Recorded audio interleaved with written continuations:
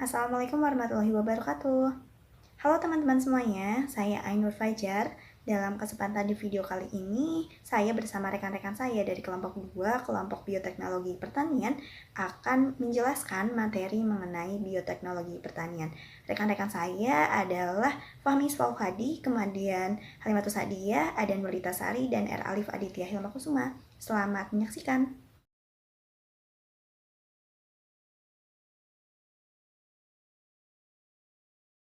Materi yang pertama akan disampaikan oleh saya sendiri, yakni mengenai pengantar dan perkembangan bioteknologi pertanian. Menurut Smith, pada tahun 2003 menyebutkan bahwa bioteknologi pertanian atau agricultural biotechnology ini memiliki arti yang luas, sehingga cakupannya meliputi animal breeding dan plant breeding. Nah, istilah bioteknologi pertanian ini biasanya digunakan untuk menggambarkan berbagai proses biologis di samping rekayasa genetika, seperti yang digunakan dalam budidaya tanaman, diagnostik kesehatan hewan, vaksin, atau biopestisida. Akan tetapi dalam pertemuan kali ini kita akan cenderung lebih membahas mengenai plant breeding dibandingkan dengan animal breeding, karena mengenai hewan mungkin akan dibahas oleh kelompok bioteknologi di bidang peternakan.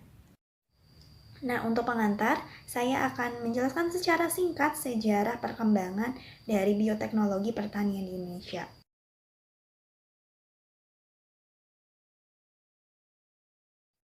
Penelitian mengenai bioteknologi pertanian di Indonesia mulai digalakkan sejak didirikannya Panitia Nasional Bioteknologi di bawah Menteri Negara Riset dan Teknologi pada tahun 1985. Kemudian, kegiatan penelitian bioteknologi pertanian juga mulai terasa meningkat dengan dilaksanakannya program riset unggulan terpadu yang dikelola oleh Dewan Riset Nasional dan hibah bersaing yang dilaksanakan perguruan tinggi, yang memungkinkan kegiatan penelitian lebih dari 1 tahun dengan adanya dana yang berkesinambungan. Kemudian lembaga-lembaga swasta dan pemerintah turut berperan dalam melakukan penelitian di bidang bioteknologi pertanian. Penelitian pengembangan bioteknologi dalam bidang pertanian juga dilakukan untuk merakit varietas unggul seperti tanaman padi dan tanaman semusim yang sangat membantu dalam menyediakan kebutuhan pangan di Indonesia.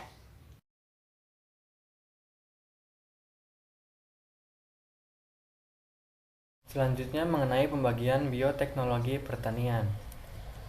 Bioteknologi pertanian konvensional versus bioteknologi pertanian modern.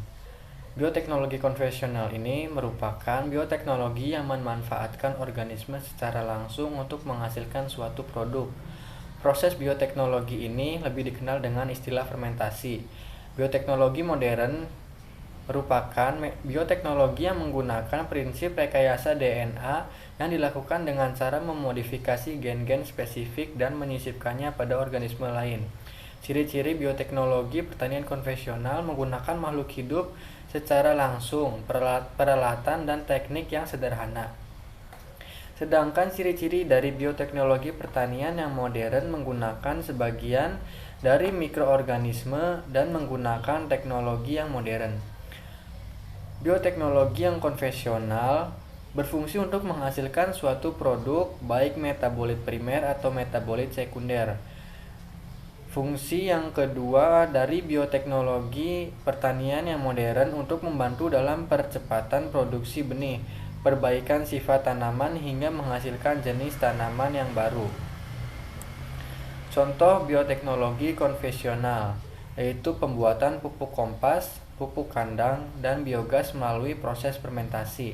Contoh bioteknologi pertanian yang modern yaitu organisme yang telah direkayasa genetic modified organism. Contoh produk berupa jagung manis, pepaya California, golden rice yang merupakan hasil rekayasa genetika.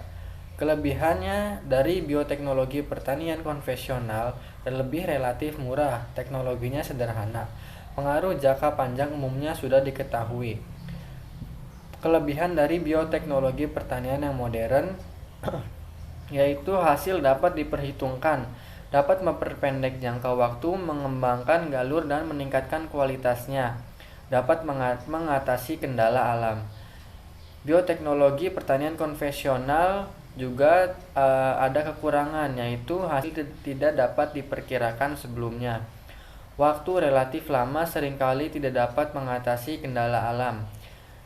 Kekurangan dari bioteknologi modern yaitu relatif mahal, membutuhkan teknologi yang canggih, pengaruh jangka panjang belum diketahui.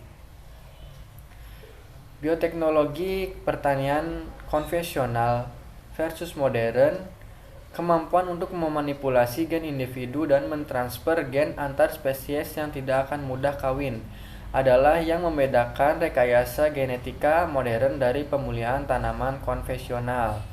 Dengan pemulihan tanaman konvensional, ada sedikit atau tidak ada jaminan untuk memperoleh kombinasi gen-gen tertentu dari jutaan persilangan yang dihasilkan.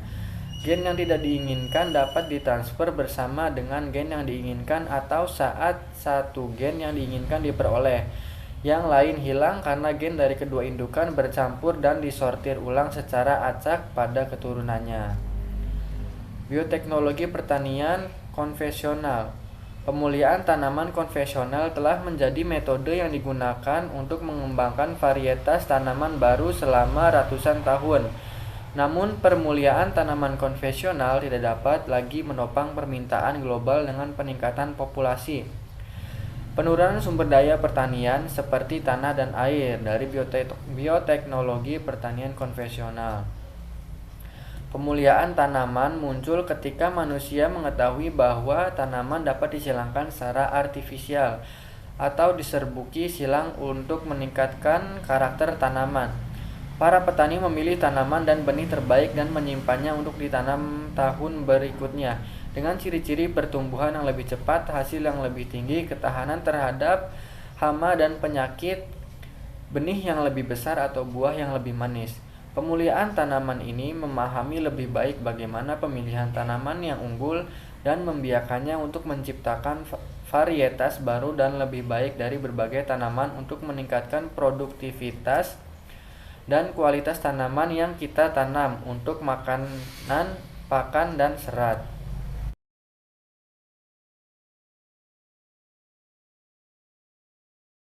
Nah, untuk yang selanjutnya yaitu mengenai pembagian dari bioteknologi. Nah, untuk pembagian dari bioteknologi yang kedua ini adalah bioteknologi pertanian modern, itu seperti halnya kultur jaringan. Kultur jaringan ini adalah pembudidayaan sel, jaringan, atau organ tumbuhan pada media hara yang diformulasikan secara khusus. Nah, media tumbuh yang digunakan pada kultur jaringan ini berupa makro, mikro, dan vitamin yang dibutuhkan oleh tanaman seperti layaknya yang ada di dalam tanah.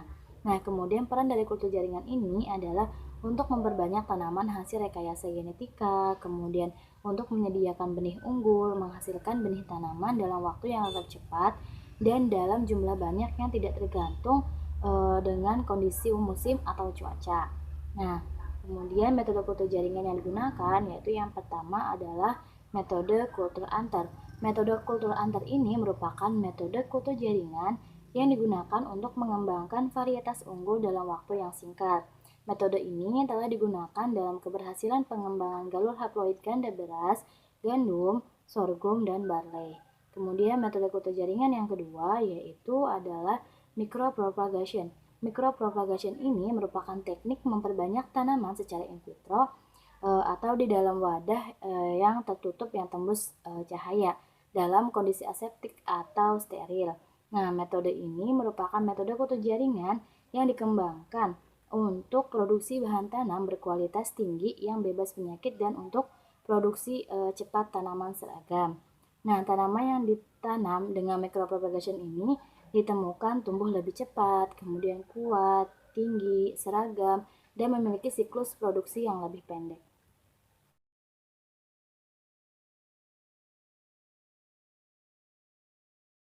Materi selanjutnya yaitu penerapan rekayasa genetika dalam produksi tanaman. Teknik rekayasa genetika hanya digunakan jika semua teknik lain telah dilakukan, dan jika yang pertama, sifat yang akan ditanam tidak terdapat dalam plasma nutfah tanaman.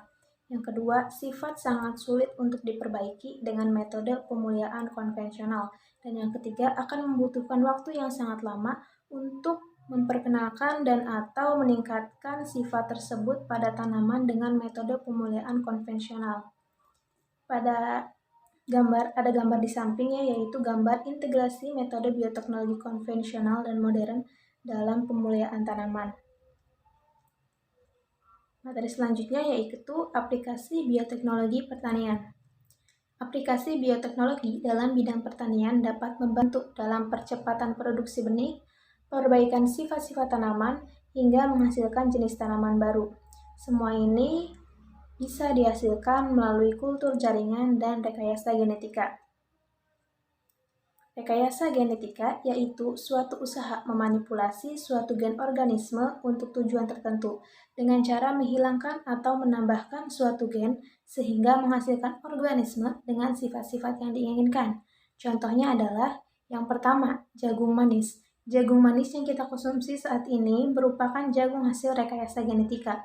Pada jagung manis, gula yang terkandung di rekayasa untuk tidak diubah menjadi pasti sehingga tetap manis dan berair. Yang kedua yaitu pepaya California. Pepaya ini merupakan hasil rekayasa genetika yang memiliki kelebihan rasa lebih manis dan cepat berbuah. Yang ketiga yaitu golden rice, merupakan tanaman padi yang disisipkan gen penghasil beta-karoten dari tanaman wortel sehingga padi ini memiliki kelebihan selain mengandung karbohidrat juga mengandung vitamin A.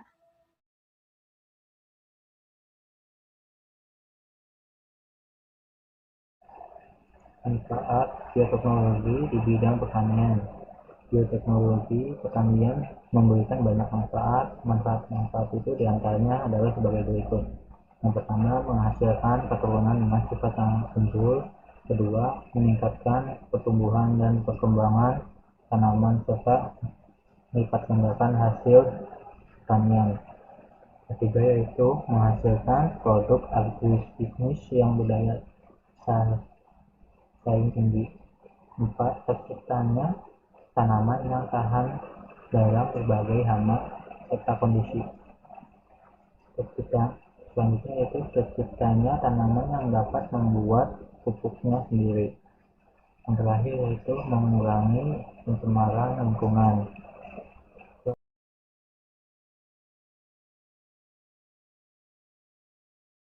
Kelebihan dan kelemahan bioteknologi di bidang pertanian. Yang pertama yaitu kelebihan. Kelebihannya meningkatkan produksi pangan. Yang kedua, menurunkan kehilangan pasca panen, menambahkan nilai gizi pangan. Keempat, memperbaiki kualitas hidup penduduk. Kelemahan bioteknologi pertanian, terjadinya silang ular akibat adanya penyebaran polen dari tanaman transgenik ke tanaman lain. Adanya efek kompensasi. Yang ketiga, munculnya hama target yang tahan terhadap insektisida. Keempat, munculnya efek samping terhadap hama non-target. Kelima, biaya untuk memuatnya relatif tinggi. Keenam yaitu membutuhkan teknologi yang tinggi sehingga dalam perakitannya diperlukan orang-orang yang memiliki keahlian khusus.